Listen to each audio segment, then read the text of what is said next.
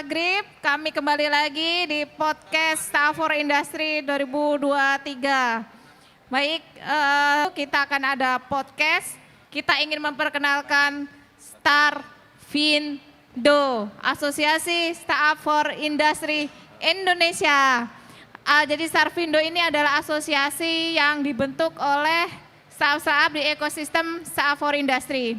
Nah, langsung aja di sini sudah hadir ketuanya. Sebelum ketuanya besok pulang, kita minta dulu untuk podcast dan memperkenalkan apa sih Starfindo itu, apa aja sih yang sudah dilakukan, dan apakah manfaatnya buat teman-teman startup yang bergabung di Starfindo. Jadi langsung saya panggilkan Pak Haji Lukas Dedi Setiawan dari Purworejo, Ruang Halal. Maju kering Pak, maju kering dulu. Yang kedua, kita panggilkan moderator ala-ala dadakannya, finalis kita juara 2. Terima kasih Berisma.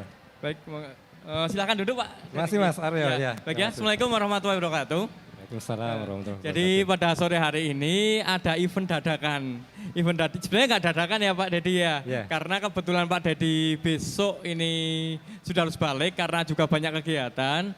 Pada sore hari ini kami akan memperkenalkan, nah terutama khususnya Pak Dedi ini, akan memperkenalkan apa sih itu Starfindo, keuntungannya apa, teman-teman startup ini bergabung. Mungkin teman-teman startup bisa ikut duduk ke sini juga, mungkin Mas Mbak, terutama ya CEO-nya atau direkturnya, silahkan supaya komunitas ini itu bisa lebih aktif dan produktif. Jadi teman-teman itu tidak hanya terhenti di hanya kompetisi saja, terus habis ini selesai bubar, tetapi kita akan terbangun dalam circle atau networking yang tadi disampaikan oleh Mas Wiga. Ketika kita udah masuk ke komunitas nih, komunitas yang istilahnya itu diakui. Jadi teman-teman startup ini namanya juga akan ikut naik. Untuk awal mungkin perkenalan dulu Pak, silahkan atas nama lengkapnya siapa, kemudian apa sih motivasinya? Yang pertama, itu dulu Pak. Terima kasih Mas Aryo. Bismillahirrahmanirrahim. Assalamualaikum warahmatullahi wabarakatuh. Selamat sore semuanya teman-teman, Bu Risma, Pak Gunawan dari Kemenperin dan teman-teman tim Mas Alek dan teman-teman startup finalis Startup Industry 2023. Kami ucapkan selamat kepada tadi beberapa juara. Juara 1 Matador Elektro ya, Mas Arya ya? Benar sekali Mas Arya Pak. juga masuk apa? Tadi juara juga ya? Juara juga alhamdulillah Pak. Alhamdulillah, oke. Jadi gini teman-teman semuanya, bahwa sebenarnya program startupindustry.id itu diinisiasi oleh Kemenperin ya, jadi oleh Kementerian Perindustrian Republik Indonesia sejak 2018. Itu sampai sekarang 2023 itu ada sekitar alumninya itu sekitar 1000-an startup. Wow, 1000 startup ya, alumninya ya? 1000 startup dan melihat fenomena yang fenomenal ini, jadi kan akhirnya Kemenperin memfasilitasi alumni itu untuk bikin asosiasi. Benar. Nah, akhirnya kemarin 2022 kami membentuk asosiasi dan kebetulan ini juga miracle juga sih. Saya kan tinggal di Purworejo ya, Purworejo kota kecil di Jawa Tengah gitu kan. Kebetulan saya punya startup Ruang Halal, startup untuk halal e-commerce dan sertifikasi dan ekspor hub. Nah itu kebetulan saya kepilih jadi ketua Starfindo begitu Mas. Jadi sebenarnya nggak nyangka juga karena kita kan semua remote ya, maksudnya seluruh Indonesia dan pemilihan juga dilakukan dengan dengan cara demokratis ya. Jadi kita voting by online begitu Mas. Cuman yang pengen saya tandakan di sini adalah semangat dari Kemenperin dan teman-teman semuanya untuk bisa membuat sebuah ekosistem di mana ekosistem itu bisa memberikan wadah buat alumni gitu kan. Di mana kita bisa memaksimalkan potensi yang ada karena kita juga memberikan legasi ya. Legasi kita untuk generasi yang akan datang itu Indonesia itu mau jadi apa sih? Maksudnya apa kita 10 tahun, 20 tahun ke depan tuh mau jadi penonton aja? Tentu tidak kan. Nah itu juga sudah di stepnya sudah di-create oleh pemerintah dengan adanya mungkin sekarang TKDN ya kan, tingkat kandungan dalam negeri untuk startup atau industri itu kan minimal 40% kan selain. Benar. Betul kan. Nah, otomatis dunia startup pun harus digenjot supaya anak-anak Indonesia ini bisa menjadi pemain di negeri sendiri. Kita Benar. bukan cuma market, kita bukan cuma Penonton ya. gitu kan. Nah, harus jadi pemain karena kita bonus demografi kita sangat besar, sekitar 200 juta lebih kan yang melek teknologi dan itu sangat besar sekali. Karena itu dengan Startup Industry ini diharapkan lebih memaksimalkan. Misalkan alumni dari 2021 misalkan ada sekitar 50 atau 100 itu nanti bisa kita arahkan dalam artian ada fasilitasi co-working space di Gedung PD di Jakarta, pusat industri digital yang dibangun oleh Kemenperin kan. Ada juga fasilitasi untuk connect dengan investor kayak kemarin tuh saat Fondasi Investment Summit.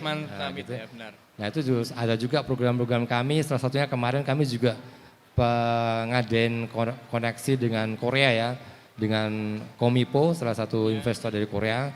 Itu kemarin kita hampir goal ya, sebenarnya kemarin tuh kami pengen ngasih hadiah yang surprise buat teman-teman di member gitu kan. Jadi kabarnya ada investor dari Korea yang punya dana sekitar 850 juta US dollar. Dan itu langsung nembak ke kita, ke Starfindo mau invest ke Starfindo gitu kan. Ternyata di perjalanan mungkin tahun ini belum. Jadi kita udah dikasih MOU nih, draft. Kita udah mau MOU ternyata satu dan lain hal belum jadi. Kita pending dulu mungkin tahun depan insya Allah. Cuman untuk mengobati itu kita kemarin udah divalidasi ke Korea. Jadi beberapa member Starfindo itu banyak, sekarang ada 7 itu divalidasi ke Korea ikut menghadiri Korean Association Robotic, Korean Robot World gitu kan, Robot World kan. Nah itu di situ bisa saling exchange knowledge dan teknologi dengan perusahaan-perusahaan Korea yang memang deep tech ya, jadi sangat maju kan, dan kita juga harus menyerap ilmunya, jadi kita bisa deploy di sini, kita bisa create yang made in Indonesia lah. Benar. Sebenarnya logiknya kan sama Mas. Benar kan, sekali Pak. Kalau udah kepegang algoritmanya kita mau pakai bahasa pemrograman apa itu udah pilihan kita, jadi bisa TKDN bisa kita naikkan menjadi mungkin 80% gitu kan. Gitu. Dan itu memang sistem LPSC untuk tender project pemerintah memang harus seperti TKDN, itu. Jadi mengurangi impor teknologi dari luar karena kita bisa menghadirkan sendiri. Jadi uangnya nanti larinya ke dalam negeri lagi ke anak bangsa. Jadi istilahnya bisa membuka lapangan kerja. Misalkan for example dapat investment 1 juta dolar untuk startup yang alumni ini, otomatis kan bisa ngerekrut mungkin karyawan 20 orang sampai 50 orang kali teman-teman. Jadi bisa dengan program, karena kan sebuah ekosistem bahwa Indonesia itu ya kita, jadi kita harus bisa menjadi tuan rumah di negeri sendiri. Benar. Gitu. Begitu. Mungkin begitu ya. Jadi untuk jadi anggota Starfindo itu memang terkurasi dari alumni startupforindustry.id. Berarti hanya dari Startup for Industry, nggak bisa dari luar atau bagaimana itu Pak? So far sejauh ini kami baru menerima dari alumni startupforindustry.id. Cuman next ya mungkin akan ada dari luar, dari mungkin yang nggak masuk ke sini, cuman istilahnya cuma sebagai anggota, bukan anggota yang bisa memberikan voting suara, cuman sebagai anggota yang luar biasa atau anggota yang bukan anggota bukan anggota reguler kan gitu. Jadi kalau yang jadi kan kita ada sistematika untuk misalkan ada rakernas atau apa. Nah, untuk voting suara itu kan harus ada dari anggota reguler. Nah, itu anggota reguler itu kita grab, kita ambil dari alumni Kemenperin gitu, yang program ini startupforindustry.id begitu. Berarti sebenarnya ini luar biasa sekali ya teman-teman. Starfindo ini tuh memfasilitasi teman-teman alumni dari Startup for Industry. Betul. Baik yang bidang digital ataupun non digital ya Pak. Ya, dua-duanya kan. Karena banyak ya, karena sekarang banyak sekali misalkan climate change, bukan. Termasuk IKM seperti ini juga kan Pak yang di belakang sini atau belum?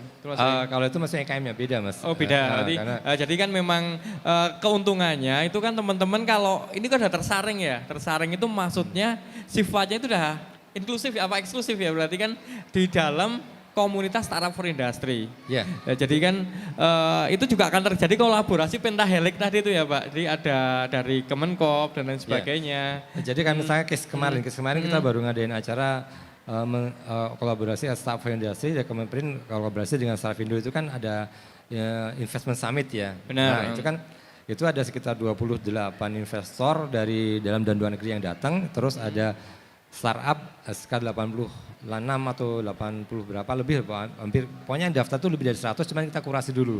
Nah, itu kan di situ yang rata-rata yang masuk itu yang istilahnya yang diminati investor tuh ya memang kebanyakan yang alumni yang ini yang Dari alumni, Startup for Industry itu ya, ya, Pak? karena rata-rata memang udah proven ya. Iya, Nah, jadi sudah proses seleksinya kan teman-teman itu kan udah panjang ya, teman-teman Iya, Startup betul. Industry.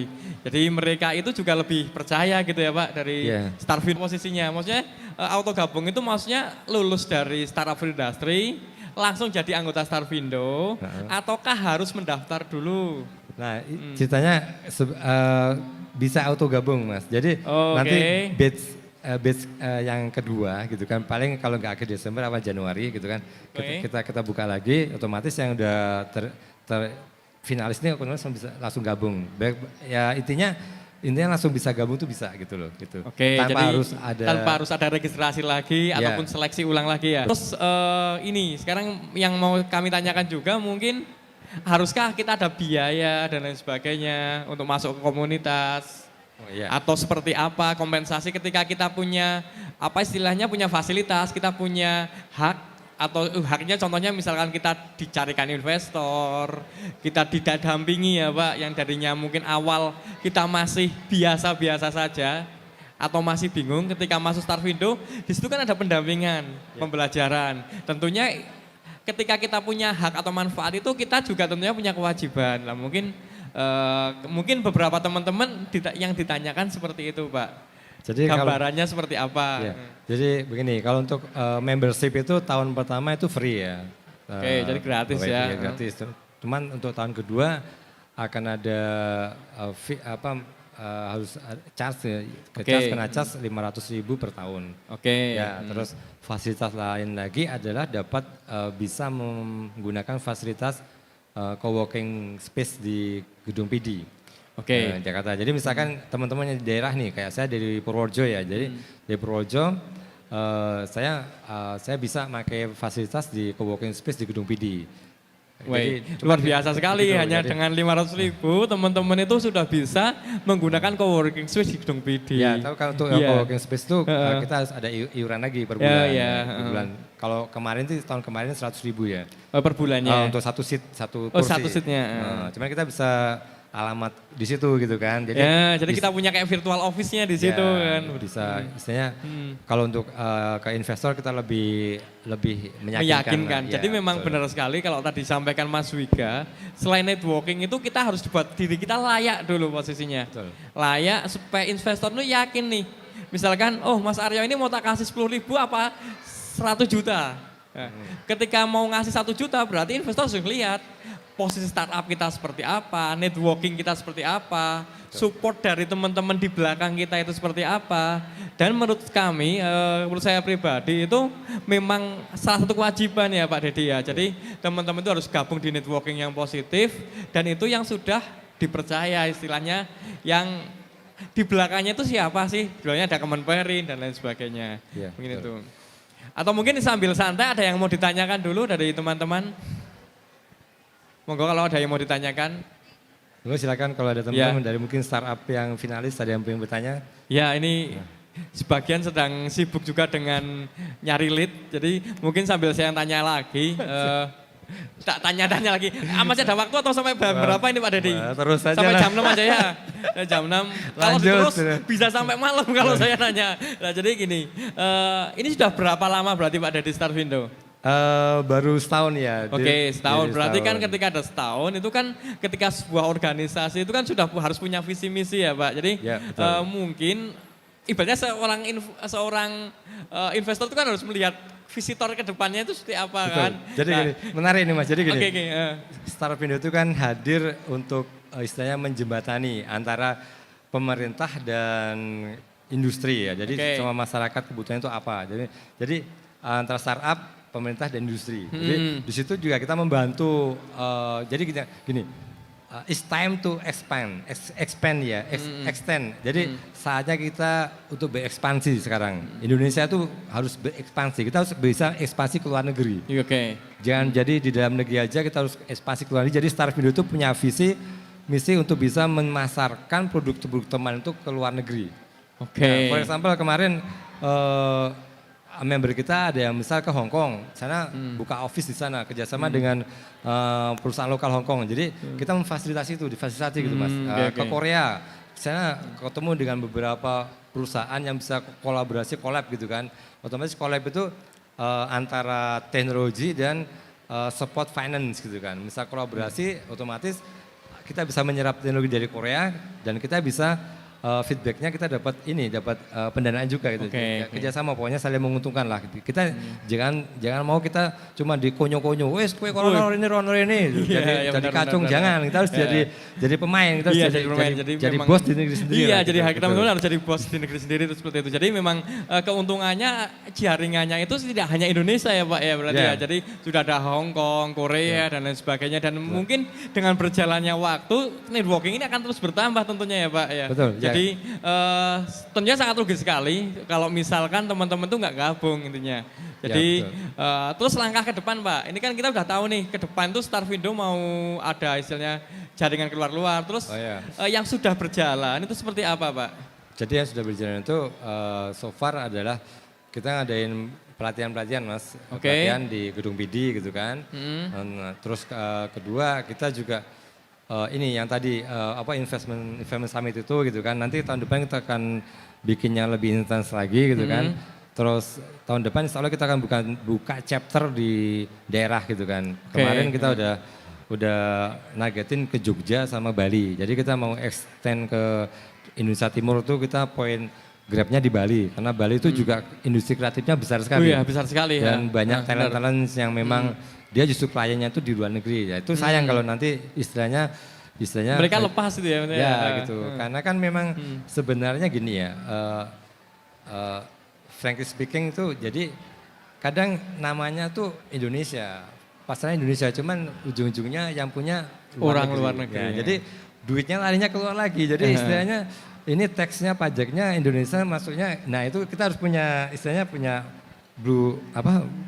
punya blueprint gitu kan ke depan bahwa sebenarnya tuh Indonesia tuh bisa menjadi pemilik.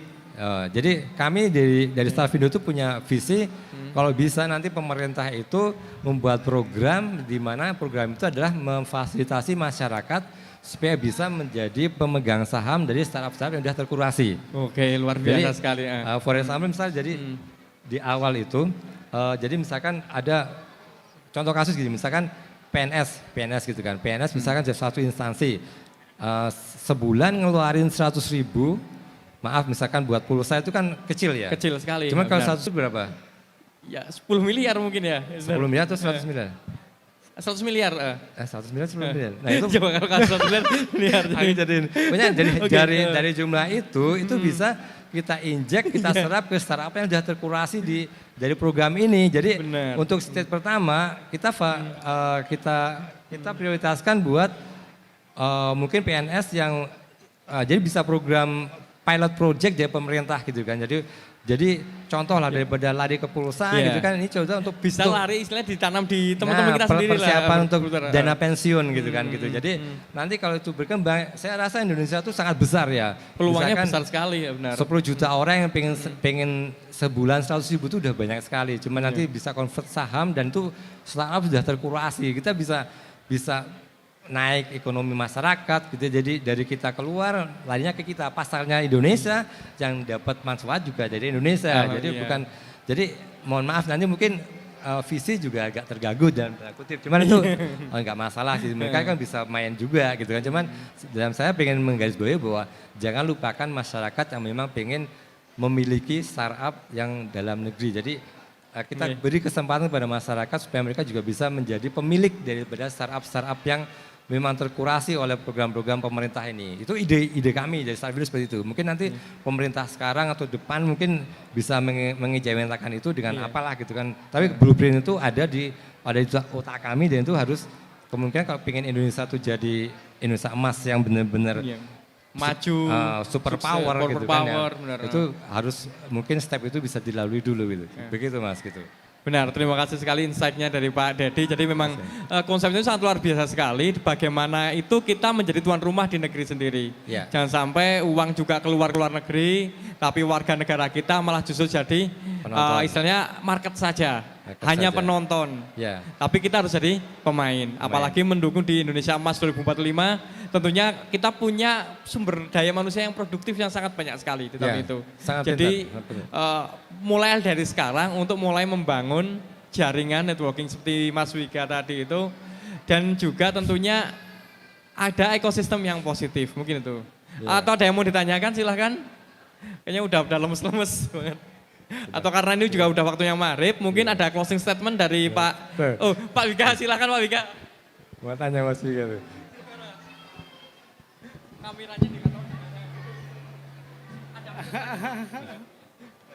Silakan. Oh, belum dinyalakan. Silakan Mas Wiga. Ini sekarang pakar. Waduh, pengen tanya dong Pak. Aduh. Gimana menurut Bapak nih industri startup di udah banyak juga nih startup luar masuk ke dalam negeri nih. Kayak gitu. Mungkin kalau dulu banyak visi yang invest karena startup dalam negerinya harus bertumbuh kan. Kayak gitu. Tapi sekarang mereka yang dari luar pun udah bisa masuk ke dalam negeri walaupun cuman website doang misalnya kayak AI. Itu mereka udah masuk ke dalam negeri kadang tanpa izin tuh Pak. Itu gimana menurut Bapak untuk kedepannya kita bisa membangun tren startup kita di dalam negeri dan melindungi startup yang ada di dalam negeri. Gimana menurut Pak Ketum Starvindo ini? Aduh, terima kasih. Terima kasih sekali Pak Wiga. Silakan Pak Ketum langsung dijawab. Agak cukup berat pertanyaannya ini Pak. Pertanyaan berat nih, berat. Benar. Ini dia udah berpengalaman dia jauh-jauh dia.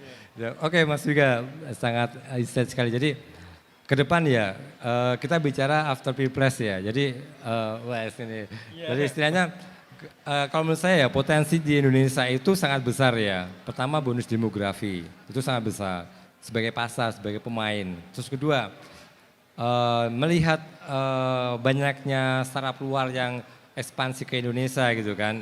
Itu juga tidak terlepas dari banyaknya pasar di sini. Jadi istilahnya menurut saya hemat saya, kita harus punya program yang memang pertama dari pemegang regulasi pemerintah itu harus bisa membuat proteksi. Dalam artian proteksi yang tidak istilahnya tidak melanggar bebas itu maksudnya ya. Maksudnya teman tidak melanggar mungkin AFTA atau apa yang trade yang sudah agreement dengan internasional itu gitu kan. Teman dia bisa memproteksi anak-anak negeri itu supaya bisa tumbuh. Jadi istilahnya memberi kesempatan lebih banyak lagi dengan cara mungkin itu tadi membuat program-program yang memang dari kampus, dari inkubator itu dikaitkan, di-grab ke pusat. Mungkin masing-masing kementerian berbeda ya. Cuman kalau yang dari Kemenperin kan jelas ya ada sovereign.id ya. Nah itu di-grab nanti dicarikan alternatif pendanaan yang memang itu murni dari dalam negeri gitu loh. Jadi supaya orang Indonesia itu bisa tumbuh bersama gitu loh. Jadi seperti yang saya tadi utarakan Mas Wiga. Jadi misalkan ada program sebagai contoh tadi pilot project misalkan PNS gitu kan. PNS tidak ada pemaksaan, cuman ada option. Ada yang mau nggak kalian misalkan ada yang mau nggak sebulan 100.000 dipotong buat nanti jadikan buat saham startup yang sudah terkurasi, benar-benar terkurasi loh.